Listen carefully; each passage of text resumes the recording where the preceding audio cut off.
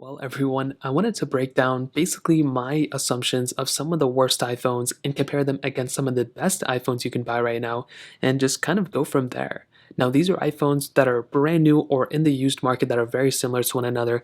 I'm not going to be comparing the first iPhone to the, iPhone 13 Pro Max, but in this case, we have the iPhone SE3 and the iPhone 11. The iPhone SE3 is a device Apple just pushed out, and you can get this thing for about $429.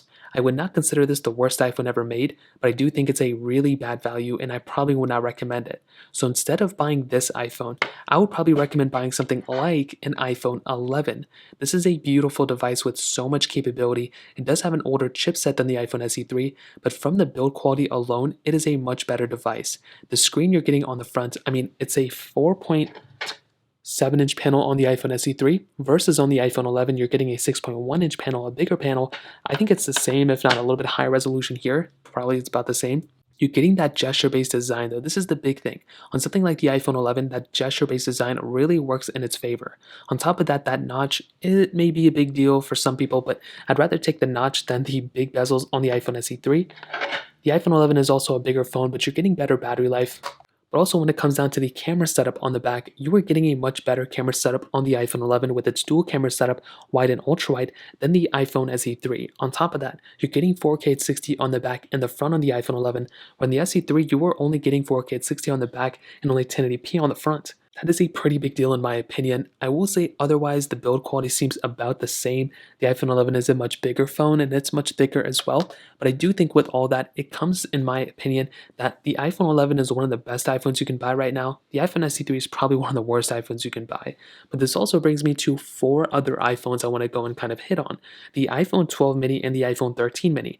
Apple is still selling those iPhones brand new right now. And because of that, I could not feel more comfortable recommending everyone to go straight from a 12 mini to a 13 mini. That is a really big difference. The 13 mini, I think, is a good phone.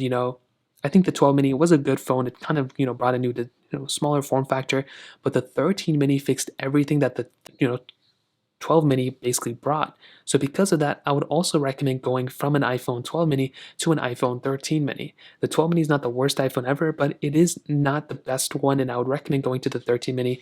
That would make a lot more sense in my opinion. On top of that, this brings me to my third device, the 12 Pro Max and the 13 Pro Max.